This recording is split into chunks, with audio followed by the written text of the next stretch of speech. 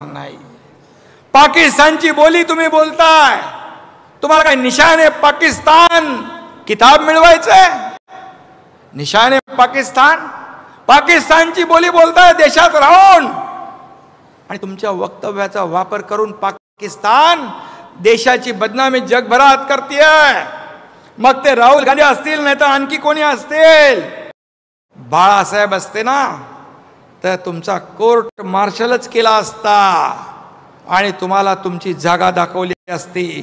इथं मी सांगतो आपल्याला, इथं जे वक्तव्य करतात ते पाकिस्तानमध्ये पाकिस्तानचे लोक दाखवतात, जगाला दाखवतात की हे बघा तुमच्या देशातले लोक काय म्हणतात। हे म्हणतात पाकिस्तान में राहुल गांधी क्यों वायरल है।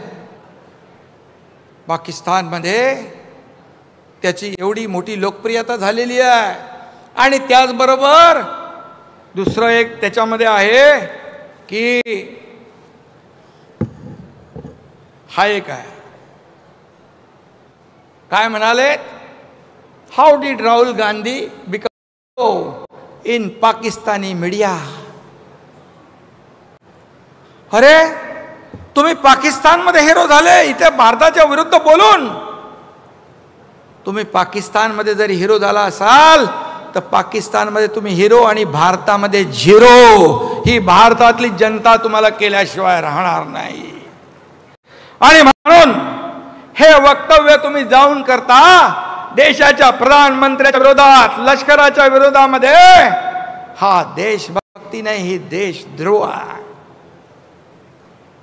मी आताच आपण सगळ्यांनी श्रीकांतची मुलाखत ऐकली, मिलिंदची ऐकली, त्याने सांगितलं अनुभव आलेले काय काय। आपल्या खासदार शिष्टमंडळ 32 देशामध्ये गेलं। खऱ्या अर्थाने या शिष्टमंडळांनी काय केलं, भारताची भूमिका जगाला पटवून दिली।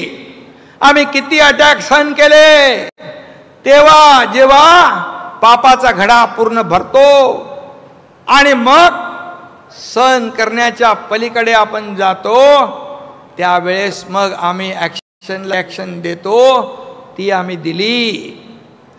आणि पाकिस्तानला कसं पाणी पाजलं तेही जगाला या लोकांनी सांगितलं। आणि त्याचबरोबर पाकिस्तानचा दहशतवादी बुरखा तरा फाडण्याचं काम देखील या 7 शिष्टमंडळांनी केलं। एकामध्ये मिलिंद देवरा होते,